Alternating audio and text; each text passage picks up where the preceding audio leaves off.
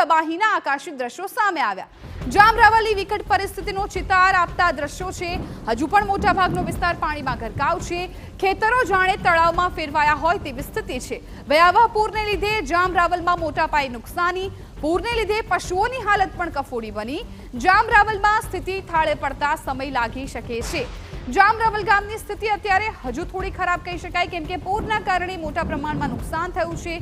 ખેતરો જાણે તળાવ બની ગયા હોય તેવી સ્થિતિ છે, એટલે ખાસ તો ખેડૂતોને ચિંતા સતાવી રહી છે, કેમ કે આ વરસાદી માહોલમાં તમામ તેનો પાક છે એને નુકસાન થયું છે। મોટા પ્રમાણમાં પૂરને લીધે પશુઓની હાલત પણ કફોડી બની છે। દેવભૂમિ દ્વારકાના જામરાવલ ગામમાં ભારે તબાહી અને આકાશી તબાહીના દ્રશ્યો પણ જોવા મળી રહ્યા છે। આ ખેતરો છે, આપ જોઈ શકો છો દ્રશ્યોમાં, તમને એવું લાગશે કે નદી છે, પરંતુ એ નદી નથી, ખેતરો છે કે જ્યાં આખા ખેતરો પાણીથી તરબોળ થઈ ગયા છે। આ પરિસ્થિતિ અત્યારે જામરાવલ ગામમાં જોવા મળી રહી છે। એક્સક્લુઝિવ દ્રશ્યો આપ જુઓ કે જ્યાં મોટો ભાગનો જે વિસ્તાર છે આખો પાણીમાં ગરકાવ થઈ ગયો છે। રસ્તાઓ હોય, ખેતરો હોય, મકાનો હોય, દુકાન હોય, તમામ જગ્યા પર માત્ર પાણી ભરાઈ ગયા છે, પાણી જ દેખાઈ રહ્યા છે।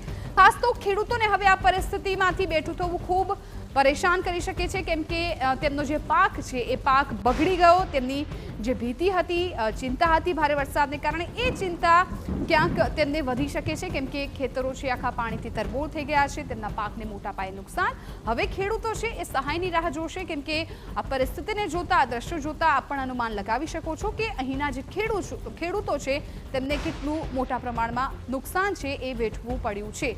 દેવભૂમિ દ્વારકાના તમામ વિસ્તારોમાં સ્થિતિ ખરાબ છે, પરંતુ જામરાવલ ગામની સ્થિતિ આપ આ દ્રશ્યો પરથી અનુમાન લગાવી શકો છો।